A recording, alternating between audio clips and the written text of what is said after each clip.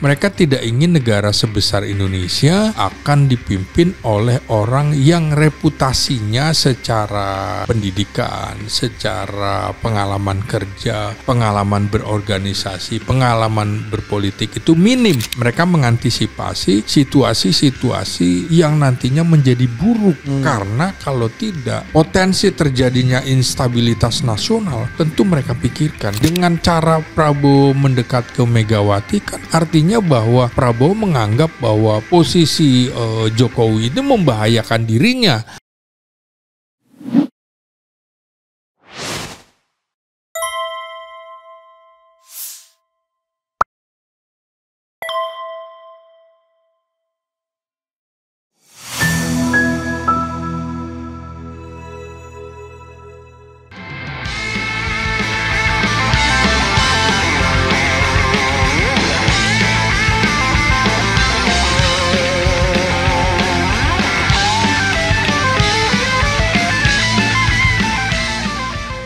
Nah, berikutnya ini yang ngeri-ngeri sedap. Ya, saya pengen yang penting-penting dulu, yang bisa workable, yaitu kita bacakan terkait dengan Fufu Fafa ya,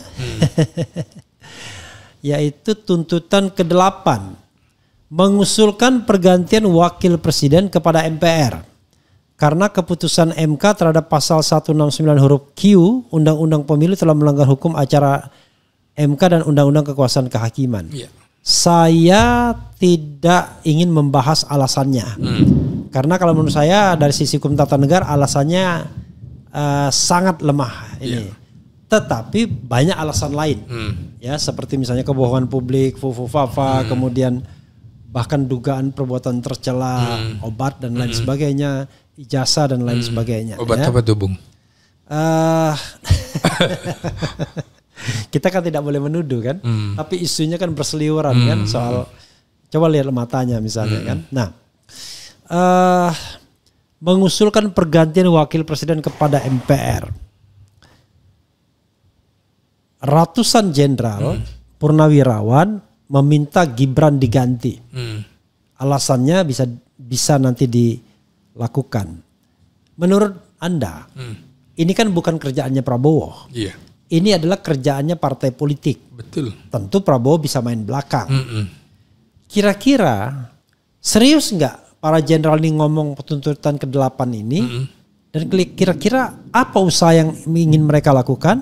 Dan apa kira-kira sambutan atau sikap dari partai-partai politik yang notabene memegang kunci untuk pemakzulan Gibran ini? Ya, kita bayangkanlah ada 8 partai politik di parlemen kan, ada Megawati di situ, kemudian ada Bahlil, ada Prabowo sendiri, kemudian ada Surya Paloh, ada Caimin, kemudian ada PKS Salim Segaf Al Jufri yang ada lebih berpengaruh, ada Zulkifli Hasan dan partai terkecil SBY, nggak mungkin AHY kan? Silakan Bung. Ya, saya kira ini seperti main catur. Tentara sudah memikirkan biasanya ada langkah A, B, C. Apabila terjadi sesuatu, A-nya nggak bisa maka B. B tidak bisa maka C. Nah, ini kan juga mengantisipasi mengingat usia sepuhnya Prabowo Subianto yang dalam konstitusi juga apabila presiden mangkat gitu kan, berhalangan tetap, maka secara konstitusi wakil presiden akan menggantikannya. Sampai itu kan habis perintah masa jabatannya. Sampai habis masa jabatan. Ini sudah diantisipasi menurut saya. Jadi ini serius ini, bukan pernyataan main-main, serius. Mereka tidak ingin negara sebesar Indonesia akan dipimpin oleh orang yang reputasinya secara pendidikan, secara pengalaman kerja, pengalaman berorganisasi, pengalaman berpolitik itu minim. Mereka tentu saja melihatnya begini. Siapa sih dari militer yang pernah duduk di dalam posisi RI 1, RI 2? Semuanya kan jenderal. Artinya melewati tahapan usia di atas 44-45 ke atas. Mulai dari Jenderal Soeharto begitu kan. Kemudian ada Jenderal Umar Wirahadikusuma, ada Letnan Jenderal Sudarmono, kemudian ada Jenderal Trisutrisno, dan mereka melihat itu plus kemudian ada Jenderal Susilo Bambang Yudhoyono yang sebagai presiden. Lalu kemudian sekarang yang Prabowo. Berikutnya sekarang juga ada Prabowo Subianto. Lalu dari sisi sipil juga kan orang-orang hebat. Dari mulai Muhammad Hatta, Sri Sultan Hamengkubuwono ke-9, ada Malik, kemudian Umar tadi udah disebut ya. Lalu ada misalnya Yusuf Kala, Habibie ya kan, Habibie dulu kan. Habibie, kemudian Hamzahas, Megawati, Yusuf Kala, kemudian Budiono, Ma'ruf Amin. Semuanya. At least orang dewasa semua. Orang dewasa semua gitu kan. Nah kalau mereka melihatnya begini, di antara 6 yang maju dalam kontestasi Pilpres, mereka nggak ada masalah dengan 5 orang, kecuali 1 orang ini. Artinya gini, saya melihat komposisi orang yang menandatangan itu, Bung, tadinya ada yang mendukung 01, 02, 03. Tapi untuk kali ini mereka menyatu. Jadi mereka tidak mempermasalahkan kalau Ganjar dan Mahfud MD menjadi pimpinan nasional. Mereka tidak memasalahkan juga kalau Anies Baswedan dengan Caimin jadi pimpinan nasional. Mereka tidak mempermasalahkan Prabowo jadi pimpinan nasional, kecuali yang satu ini. Jadi spesialis ini ya. Nah saya kira mereka mengantisipasi situasi-situasi yang nantinya menjadi buruk. Karena kalau tidak potensi terjadinya instabilitas nasional tentu mereka pikirkan. Karena itu mohon dipertimbangkan kembali partai-partai politik. Tentu saja ini tidak bisa berlaku dalam 2-3 bulan atau 6 bulan kemudian seperti membalikkan telapak tangan. Tapi mungkin mereka melihat juga ada proses-proses di mana harus ada kekuatan parlemen yang maksimal yang didukung oleh kekuatan kekuatan mayoritas di tengah situasi pada saat ini. Kalau kita lihat Jokowi kan menginginkan membentuk yang namanya Partai Super TBK. Super TBK adalah kelanjutan dari PSI, Partai Solidaritas Indonesia plus Projo. Nah, plus Projo, kemudian plus kelompok-kelompok relawan lainnya. Kira-kira bagaimana PSI yang didukung luar biasa oleh Jokowi kan ternyata tidak bisa masuk parlemen. Nah sementara ini kalau kita lihat orang-orang yang dekat bolak-balik dengan ke rumahnya Jokowi, ada Bahlil Ketua Umum Partai Golkar, ada Julhas Ketua Umum Partai Amanat Nasional. Saya kira ini juga dihitung. Tapi partai politik kan semuanya pragmatis, Bung. Apabila kemudian tidak menguntungkan dirinya, ya dia akan lari di situ. Maka karena heavy-nya adalah presidensil di tangan presiden, semua akan menurut imamnya, yaitu Prabowo Subianto. Pada waktunya akan menurut Prabowo semua ya. Iya, karena ini kan menurut saya begini ya, di 2000 pertengahan lah, kira-kira pertengahan dari 5 tahun pemerintahannya semuanya akan goyang, Bung. Semuanya berpikir untuk kepentingan partainya masing-masing.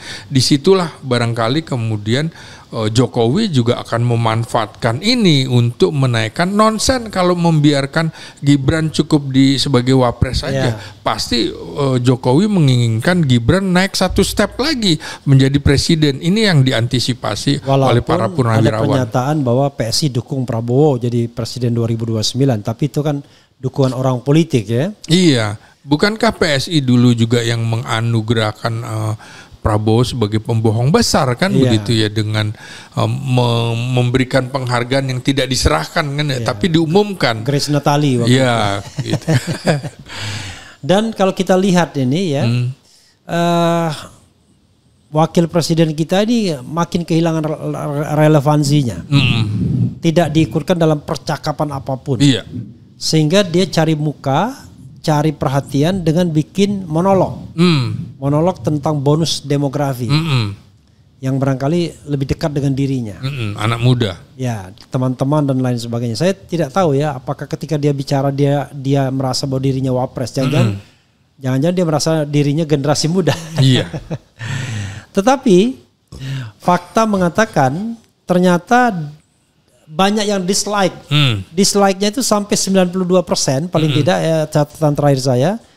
Padahal dia ngomong dengan bawa Prabowo nih, ada gambar Prabowo dan macam-macam lah. Kelihatan dia ingin menunjukkan bahwa dia loyal pada Prabowo, tapi dia ingin curi perhatian. Tapi ternyata gagal karena memang sepertinya penampilannya buruk banget memang. Gimana pendapat Bung Selamat? Iya, ini kan sama seperti waktu kampanye-kampanye kemarin. Banyak juga partai-partai politik yang menampilkan gambar ketua umumnya dengan Prabowo Subianto. Tapi tidak ada gambar Gibran. Kan saya kira begitu. Yang nyata-nyata misalnya yang segede baliho segede gaban istilah anak-anak sekarang, foto AHY dengan Prabowo Subianto. Begitu juga sejumlah partai kan begitu yang di Koalisi Indonesia Maju tidak ada gambar Gibran. Karena apa? Karena ini menjadi nilai negatif untuk kampanyenya. Walaupun ini memanfaatkan bonus demografi anak muda, tapi anak muda yang dimaksud ini adalah anak muda yang betul-betul pendidikannya benar, kemudian kerjanya beres, kemudian motivasinya jelas kan, kemudian minimal gesture-nya benar. Ya, kemudian mencari kerja bukan dicarikan kerja gitu kan. Sama dengan bagaimana kita akan membuka lapangan pekerja sebanyak-banyaknya, ternyata membuka lapangan pekerjaan bagi anak dan menantunya. Sehingga orang akan melihat ini selalu melihatnya dengan logika terbalik apa yang dilakukan oleh keluarga Jokowi ini. Sehingga menurut saya juga publik reaksinya justru negatif dengan program-program yang sekarang dicanangkan oleh Gibran. Coba yang terakhir Bung Revi, coba orang bilangnya begini, lu kerja aja deh, jangan bikin konten mulu kan, kira-kira gitu kan. Artinya lu kerjaannya apa sih sebagai wapres? Nah, kira-kira seperti itu. Karena itu terakhir Anda yakin bahwa Gibran ini walaupun mungkin Anda bilang tadi nggak bisa kerja 1-2 bulan, memang akan termaksulkan. Ya, saya kira dengan upaya bagaimana Prabowo sedang menjalin hubungan dengan kelompok-kelompok yang selama ini kelompok yang beroposisi dengan Jokowi loh ya. Termasuk ya partai besar dengan Megawati, dengan Ketua Umum PDIP, dan itu modal kuat, modal sosial politik bagi Prabowo Subianto. Untuk apa? Untuk menghadapi Jokowi. Dengan cara Prabowo mendekat ke Megawati kan artinya bahwa Prabowo menganggap bahwa posisi Jokowi itu membahayakan dirinya. Dan ini kan langkahnya ada di sebelahnya, artinya di Istana Wakil Presiden begitu. Oke. Coba kita bergerak ke yang lain. Ya. Ini menarik ini. Karena ini sepertinya diametral, berhadap-hadapan, yaitu mengembalikan fungsi polisi sebagai Kamtibmas. Ini tuntutan yang ke-7 ya, mengembalikan Polri pada fungsi Kamtibmas, keamanan dan ketertiban masyarakat di bawah Kemendagri. Ini sepertinya ada kejengkelan yang sudah memuncak dari kalangan TNI, termasuk dari kalangan purnawirawan. Karena kalau kita tahu kan, polisi berkuasa kan 30 tahun terakhir sejak reformasi kan, 25 tahun terakhir lah. Jadi mereka-mereka yang merasakan betul waktu itu belum pensiun. Jadi sepertinya ada sesuatu yang memuncak. Saya khawatir bias ya.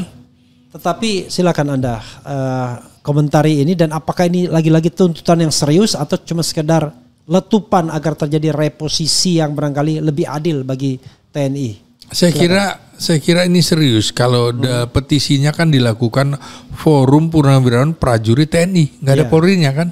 Iya. Ya, biasanya kadang-kadang gabungan, Iya. ya kan? Berarti memang ada kepentingan. Saya kira TNI Purnawirawan merasa terusik. Kok saudaranya sekarang begini gitu ya? Nah, mereka kan bukankah di dalam perintah konstitusi mengatakan tugas polisi adalah keamanan, ketertiban masyarakat dalam rangka penegakan hukum dengan mengayomi, melindungi, melayani masyarakat.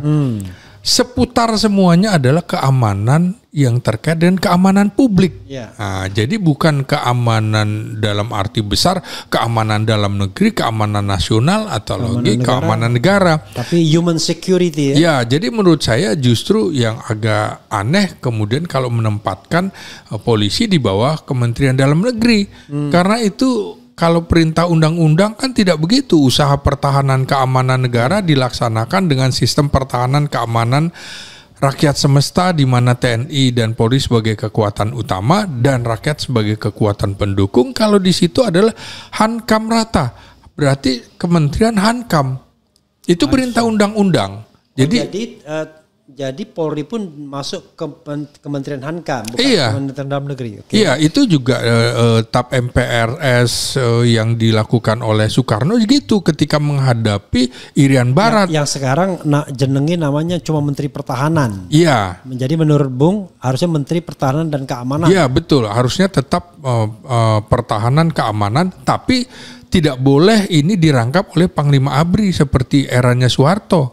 Karena ini sipil. Maka Panglima ABRI atau Panglima TNI dan Kapolri ada di situ di bawah koordinasinya. Menteri Menhankam gitu ya. Iya, Menhankam. Jadi sejajar. Sejajar. Jadi kalau ini kan tidak sejajar, di mana misalnya Panglima TNI hanya tidak punya kewenangan anggaran, hanya kuasa pemegang anggaran. Yeah. Kalau Kapolri pemegang anggaran, pemegang anggarannya kan Kementerian Pertahanan. Yeah. Sementara Panglima TNI dan Kepala Staf Angkatan kalau situasi darurat lapor dulu kepada Menhan, kemudian baru Menhan mencarikan uangnya ke Kementerian Keuangan.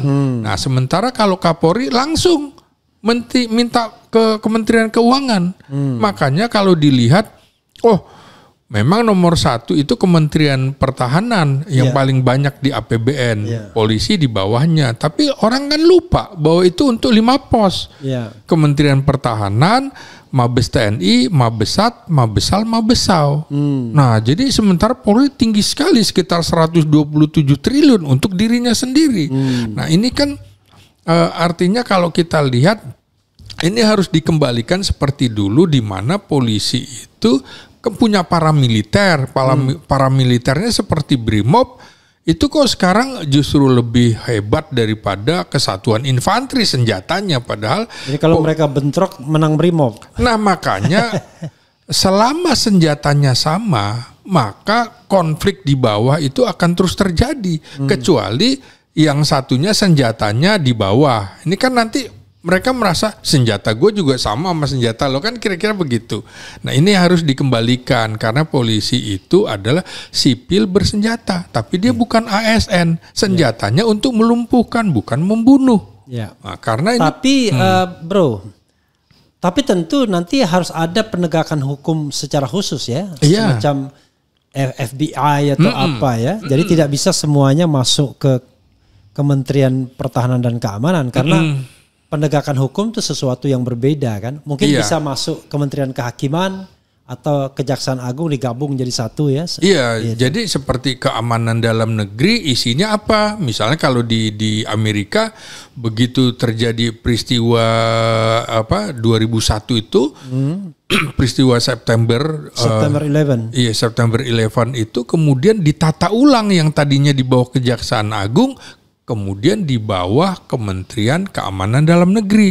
Keamanan Dalam Negeri siapa? Badan Siber Sandi Negara, Badan SAR Nasional, Badan Penanggulangan Bencana, Kepolisian di bawah itu. Jadi itu luas seperti Menko gitu kira-kira. Maka harus dikembalikan. Nah, ini dulu juga sama. Ketika berdirinya kepolisian kan polisi dibagi 2, polisi istimewa dengan polisi konvensional. Polisi istimewa yang kemudian jadi Brimob itu, Bung, itu kan bersama TNI menumpas pemberontakan-pemberontakan. Sementara polisi konvensional lebih menjalankan perkara hukum, gitu. Oke, tapi intinya Anda tidak setuju kalau ke Kemendagri, tapi Anda setuju kalau dia tidak lagi di bawah presiden gitu ya, secara langsung. Nah, di bawah presiden, tapi koordinasi administrasi di bawah Kementerian Pertahanan Keamanan. I know. Karena artinya mereka tidak langsung. Iya, karena mereka alat negara. Okay. Alat negara maka di bawah kepala negara. Okay. Sementara Kementerian Pertahanan Keamanan itu adalah alat pemerintah, kan kabinet. Kementerian itu pemerintah. Nah, jadi harus dibedakan itu. Oke, intinya mereka tidak boleh gabung-gabung di kabinet ya? Iya. Tidak boleh cawi-cawi di kabinet. Betul. Apalagi ikut pemenangan pilkada dan pilpres. Apalagi itu. Itu nista namanya. Iya. Menista diri sendiri. Menista diri sendiri ya, tidak sesuai dengan tupoksi yang bahkan mengkhianati konstitusi ya. Iya. Oke. Ini ada lagi yang kelima ya. Kelihatan betul. Sebenarnya 5, 6 ini adalah lawan oligarki. 2, 3 dan 5. 2, 3 itu 2 itu adalah mendukung Astacita kecuali IKN. Iya. Kayaknya melawan oligarki. Iya. Menghentikan PSN PIK 2, PSN Rempang dan kasus-kasus yang serupa melawan oligarki. Iya. Nah, kemudian pemerintah wajib melakukan penertiban pengelolaan pertambangan yang tidak sesuai dengan Undang-Undang Dasar 45 Pasal 33 ayat 2 dan ayat 3. Iya. Nah, ini kelihatannya juga melawan oligarki karena kita tahu tambang itulah yang membuat oligarki ini kaya raya semua. Silakan Bung. Ya, jadi kalau saya lihat ya, lawan Jokowi, lawan oligarki ini 8 tuntutan ini. Silakan. Iya, kalau saya melihat dalam 2 periode kepemimpinan Jokowi ini kan Jokowi kerap diposisikan sebagai pemimpin yang merakyat. Ya. Rakyat kemudian mengelilingi Jokowi, tapi ternyata faktanya Jokowi adalah dikelilingi oleh oligarki yang kuat. Kan terbalik-balik. Simbol kesederhanaan Jokowi misalnya. Tapi kemudian faktanya terbukti dia mendukung dinasti politik. Dengan posisi Gibran, Kaesang dan lain-lain. Dia dicitrakan sebagai pemimpin pembangunan. Namun pembangunan yang sering bersifat kosmetik kan begitu. Dan merugikan lingkungan serta masyarakat adat. Contohnya IKN itu tadi, proyek yang lain, proyek strategis nasional.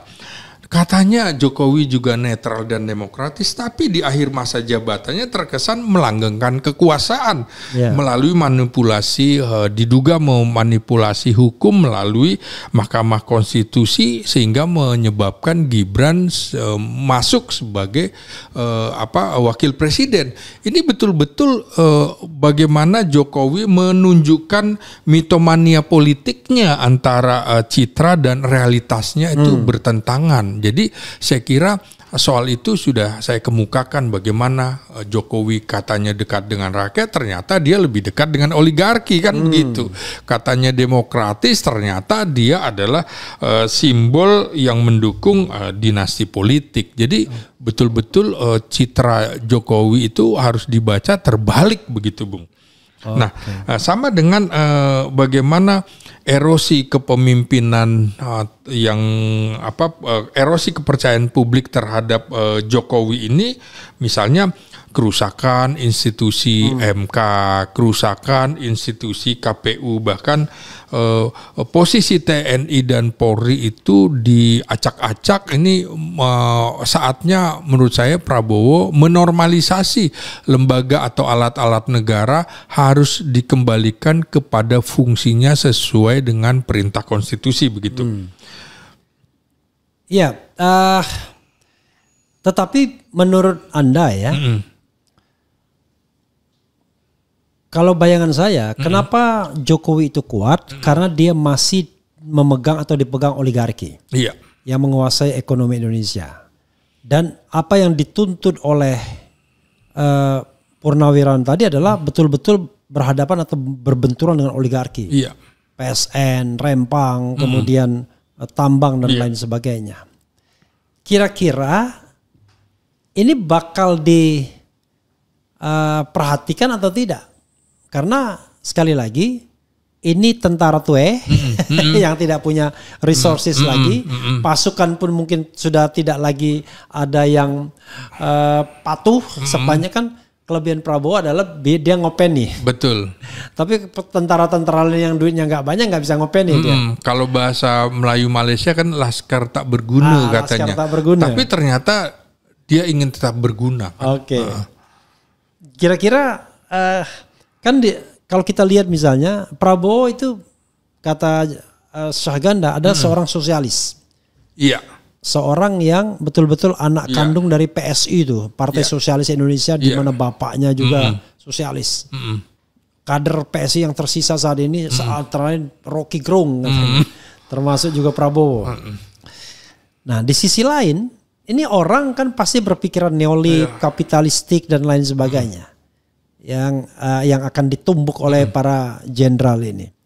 Bagaimana Anda melihat kemungkinan Prabowo menegakkan ideologinya yang diyakini orang sebagai seorang sosialis ketika dia akan berhadapan dengan katakanlah naga-naga ini?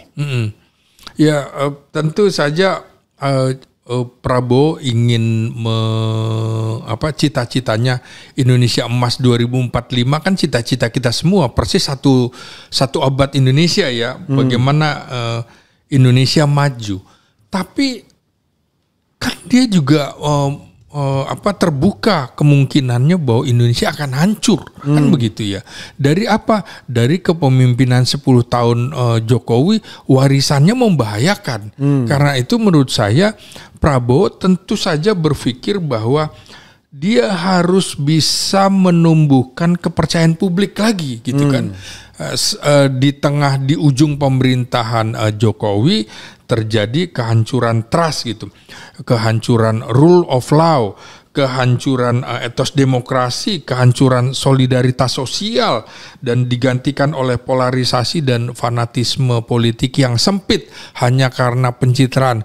Saya kira Prabowo harus juga memberikan kesempatan kepada publik bahwa pencitraan yang dilakukan selama 10 tahun itu bukan pilihan. Jadi harus berpikir bahwa mencari pemimpin, mengembalikan etos kerja, etos demokrasi, mengembalikan rule of law, itu harus dengan cara-cara itu tadi, penegakan hukum. Artinya misalnya kalau Prabowo bilang seperti kasus Pertamina ya, sampai kan dia kemukakan harusnya hukumannya 50 tahun gitu kan. Timah ya. Nah, ya itu artinya menurut saya sesuatu yang dulu ditutup-tutupi oleh eranya Jokowi sekarang kan muncul semua, Bung.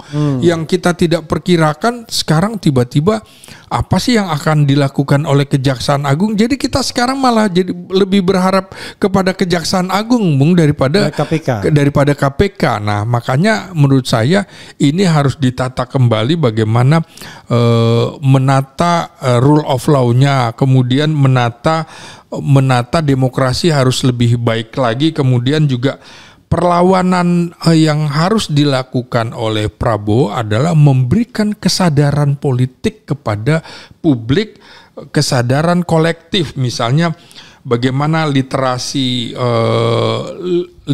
politik, bagaimana kemudian memahami kekuatan sipil harus aktif, kemudian oposisi itu bukan sebuah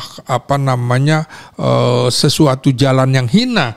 Kemudian juga jurnalis harus tetap kritis. Kita tahu di eranya Jokowi dianggap bahwa nyaris nggak ada yang mengkritik Jokowi, Bung, sejak tahun 2012. Ini kan harus kita bangunkan kembali. Pers juga, gerakan akar rumput, akademisi yang independen, seperti bagaimana kita membuat podcast. Ini kan bagian dari membangun sistem demokrasi Indonesia yang lebih baik dengan mengembalikan narasi kebangsaan kita ke rel kebenaran dan akal sehat. Ya, tapi sekali lagi ya, kalau berpikir jiwa sosialis, kan salah satunya adalah bagaimana menggerakkan ekonomi rakyat dan distribusi aset yang sudah demikian parah dikuasai oleh segelintir konglomerat di sini. Dan tentu dengan politik itu kan tidak akan nyaman para konglomerat. Karena kan mereka akan dipaksa untuk redistribusi aset mereka. Karena kalau misalnya kalau pakai teori Anies, kita tidak akan mengganggu yang besar, tapi yang kecil dibesarkan. Ini kan teorinya. Faktanya adalah kalau seandainya ekonomi itu bulatan 100, ya kalau Anda misalnya mau membagi, ya semakin banyak bilangan pembagiannya pasti semakin kecil, kan? Tidak mungkin orang itu langsung tetap bertahan di kue yang besar, kan? Nah, politik semacam ini, politik sosialistik semacam ini kan pasti tidak disukai. Itulah yang barangkali yang menjelaskan kenapa Jokowi masih kuat, karena ditopang oleh mereka. Tapi masalahnya yang ingin saya katakan, kira-kira Prabowo cukup berani nggak dalam jangka waktu yang dekat immediate ya, melakukan langkah-langkah radikal untuk membangun ekonomi Indonesia yang lebih sosialistik dalam pengertian yang asetnya lebih terdistribusi, keadilannya lebih merata.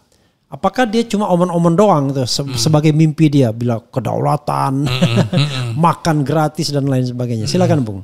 Ini kan baru 6 bulan ya, baru 6 bulan. Maka saya mengatakan 50-50 ya. Paling tidak kalau kita belajar dari pengalaman ketika Indonesia merdeka, kemudian mulai 1950-an melakukan nasionalisasi perusahaan-perusahaan Belanda, begitu ya. Maka saya kira juga perlu dilakukan nasionalisasi perusahaan-perusahaan oligarki. Nggak mungkin ditutup semua karena ini lapangan pekerjaan juga. Ini bisa menjadi aset negara.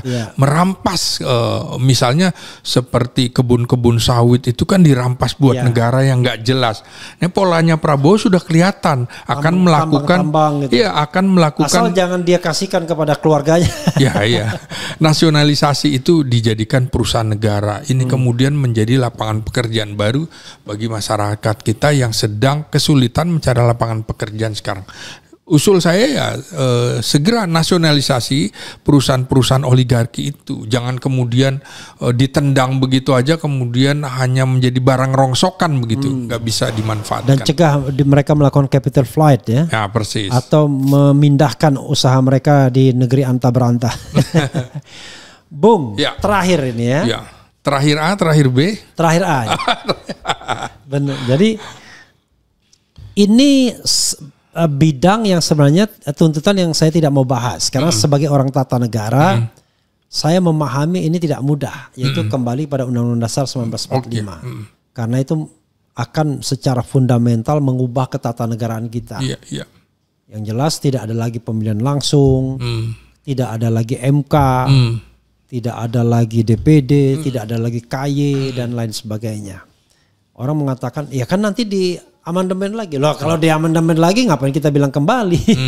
Amandemen yang sekarang aja kalau kita mau perbaiki. Menurut saya paham betul ya, karena saya pernah diundang juga dulu ada Saidiman gitu ya dari Pepabri juga. Bicara mengenai kembali kepada Undang-Undang Dasar 1945 yang asli. Karena mereka nganggap undang-undang itu undang-undang tahun 2000 kata mereka. Undang-undang tahun 2002. Undang aspal, asli tapi palsu. Asli tapi palsu. Padahal saya mengatakan ya perlu pembicaraan yang luar biasa. Tapi saya serahkan kepada Bung untuk melakukan observasi soal apa sih kepentingan TNI ini selalu, terutama yang senior ya, selalu mengatakan kembali pada Undang-Undang Dasar 45 yang asli. Lalu fortunately, untungnya didukung juga oleh beberapa tokoh. Ya. Saya tahu misalnya Abdullah Hamahua mendukung itu. Kemudian Ihsanuddin Nursi mendukung itu, Lanyala Mataliti juga mendukung, banyak juga yang mendukung. Walaupun orang tata negara mengatakan, waduh, kalau kita kembali pada Undang-Undang Dasar 45, maka tatanan kenegaraan itu akan berubah belok lagi secara drastis. Silakan Bung. Ya saya kira semuanya perlu dievaluasi ya. Ketika kita membuat undang-undang dasar itu juga tergesa-gesa begitu ya. Tapi rapat-rapat BPUPKI kan juga perdebatan para the founding fathers sudah memikirkan itu semua, bukan the founding fathers, the founding parents, ada perempuannya juga soalnya. Oh gitu ya, oke. Ya para pendiri bangsa gitu ya, entah laki entah perempuan juga. Nanti dimarahin kita ya.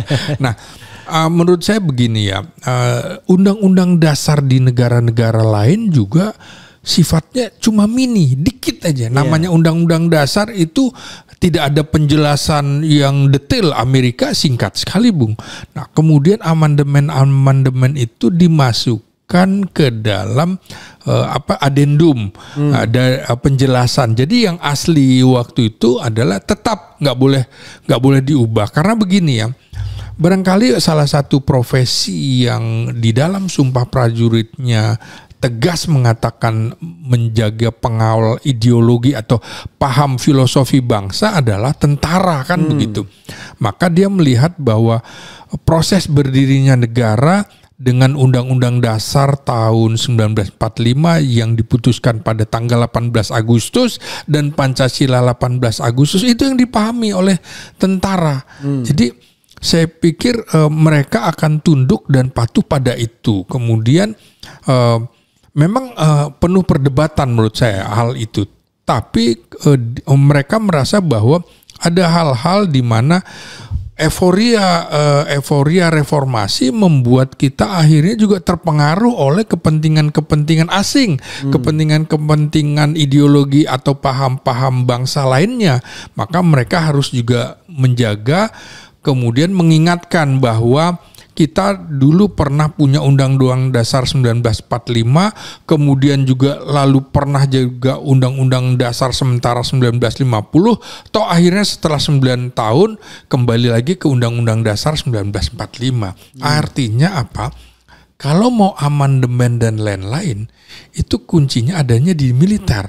Dekret presiden kalau tidak mendapatkan dukungan militer itu nonsen. Sama dengan waktu Gus Dur melakukan dekret tapi nggak ada dukungan dari militer, maka tidak terjadi. Jadi menurut saya kita sebenarnya punya yang namanya di barat trias politika, ada eksekutif, legislatif, yudikatif. Kita cukup punya hal yang lebih lengkap, 5 lembaga, ada BPK, ada DPA, di mana kemudian MPR sebagai lembaga tertinggi negara. Masuk akal, Bung. Ini kan tidak pernah ada evaluasi bagaimana kalau presiden melakukan sesuatu yang melanggar, di mana MPR kembali hanya sebagai lembaga tinggi negara. Jadi saya kira harus juga dievaluasi. Kalau memang harus kembali ke Undang-Undang Dasar 45 yang asli atau dengan catatan yang sudah terjadi dimasukkan ke dalam penjelasan Undang-Undang Dasar 45 tetap dilakukan. Memang ada beberapa catatan, misalnya soal cukup 2 periode itu kan juga artinya kontrol kekuasaan itu memang harus dikontrol. Power tends to corrupt and absolute power corrupt absolutely. Itu menjadi patokan kita yang belajar tentang demokrasi, belajar ilmu politik, belajar hukum tata negara. Jadi tidak bisa membiarkan, termasuk membiarkan aparat negara bersenjata tanpa kontrol dari kita, begitu. Tak boleh membiarkan polisi dan tentara berpolitik, kan begitu? Ya boleh berpolitik, tapi politik negara. Bukan tidak boleh politik praktis. Politik praktis. Iya. Jadi politik negara itu politik yang tercantum dalam konstitusi. Iya. Bukan yang tercantum dalam kemauan presiden atau para menteri. Nah, makanya kan tidak boleh lagi TNI aktif atau presiden menganggap dirinya saya panglima tertinggi TNI, nggak bisa. Itu sebutannya adalah pemegang kekuasaan tertinggi atas angkatan darat, laut, udara, dan dilaksanakan oleh Panglima TNI-nya. Dulu memang ada waktu tahun 1949 pada waktu RIS sebutannya memang panglima. Panglima tertinggi. Ingat nggak? Surat perintah 11 Maret. Soekarno juga mengklaim dirinya kan sebagai presiden, panglima tertinggi TNI, panglima TNI angkatan perang, dulu angkatan perang waktu. Terus juga panglima pemimpin besar revolusi. Itu keliru sebenarnya. Nah, makanya waktu Soekarno mulai pakai tongkat itu gara-gara tahun 1949, Bung, memang sebutannya panglima tertinggi, tapi di UDS 1950 nggak ada, UD 45 juga nggak ada, begitu. Ya, ini itu dalam kepentingan sebagai kepala negara, tapi itu pun kan tidak day to day politik. Kan? Persis. Jadi misalnya menyatakan perang, nah, itu boleh itu. Tetapi kan tidak setiap hari kita perang. Iya. Dan silakan wrap up dan kemudian closing statement. Iya. Saya kira begini, ketika peserta didik atau kalau bahasa tentaranya perwira siswa gitu, pasis, sekolah, staf dan pimpinan menengah Polri mengunjungi Presiden Jokowi, menurut saya menjadi aneh. Karena Jokowi bukan jadi presiden lagi, maksudnya mengunjungi presiden ke-7 Jokowi. Pertama, di tengah sorotan bagaimana pendidikan Jokowi, apakah ijazahnya asli atau palsu, di tengah kontroversi itu kemudian polisi masuk ke situ. Nah, pertanyaannya lagi adalah, kecuali kalau Jokowi itu misalnya purnawirawan polisi gitu kan, seperti misalnya perwira siswa Seskuad mengunjungi SBY, nah itu masuk akal. Nah ini kan bukan. Kemudian ini di tengah kontroversi Jokowi dianggap cawe-cawe secara politik, maka mereka datang ke Jokowi, maka lagi-lagi membenarkan dugaan bahwa polisi masuk ke dalam kancah politik praktis. Polisi harusnya juga berada di tengah-tengah, dia alat negara. Kalau ke rumah Jokowi seharusnya juga polisi yang lain ada ke rumah Megawati, ada ke rumah SBY. Ini kan tidak. Sebentar lagi selesai pendidikannya, nah makanya harusnya polisi juga bijak memperhatikan situasi. Kan itu baru sadar, maka kemudian di EG-nya dihapuskan begitu Bung. Ya betul, Prabowo Subianto juga mantan Menteri Pertahanan, tapi bukan berarti semua tahu, semua itu tetap harus diingatkan. Prabowo sebagai presiden, dia juga manusia biasa yang bisa salah, maka seniornya mengingatkan adiknya supaya jangan tergelincir dalam sebuah kesalahan. Lalu apalagi Bung? Nah, ya silakan Anda wrap up pembicaraan kita, lalu kemudian prediksi ke depannya seperti apa, sebaiknya seperti apa, ya perspektif Anda. Nah ini kita belajar dari pengalaman presiden-presiden kita, belajar dari pengalaman wakil-wakil presiden kita, maka kita tentunya ingin semua mengambil hikmah. Semua punya nilai plus, tapi semuanya juga punya nilai negatif. Tapi tidak ada presiden yang sampai di akhir masa jabatan dan tidak menjabat lagi melakukan aktivitas politik seintens Jokowi. Karena itu saya mengingatkan juga Presiden Jokowi menyadari bahwa kepentingan politiknya sudah harus dibatasi. Kalau memang ingin maju dalam kancah politik, Anda harus paham bahwa posisinya adalah bukan lagi sebagai presiden. Mestinya juga dalam kasus... Dan tidak bisa mencalonkan diri lagi juga. Ya, kasus misalnya para menterinya mengunjungi Jokowi, harusnya jangan kunjungi saya lah, kunjungi aja Presiden Prabowo. Supaya ini tidak lagi menimbulkan sangka bahwa ada matahari kembar di Indonesia.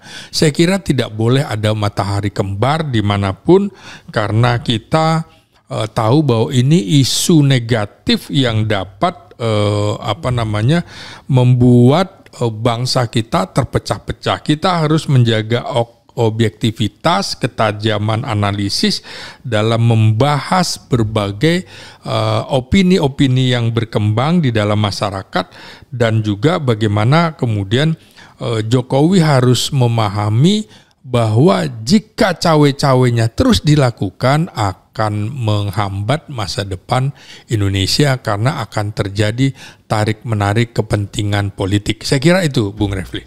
Oke, ya saudara sekalian, tidak terasa ya. Jadi saudara sekalian yang ingin bertanya tentu mengingat waktu tidak bisa satu-satu kita layani ya. Tetapi silakan Anda berkomentar, dan terima kasih buat Bro Selamat Ginting ya. Jadi kalau orang Batak tuh selamat. Kalau orang Jawa selamat. Dulu kita punya senior namanya Selamat Saragi. Selamat juga sama. Selamat juga kan? Selamat juga. Selamat Bung Sumatera. Iya.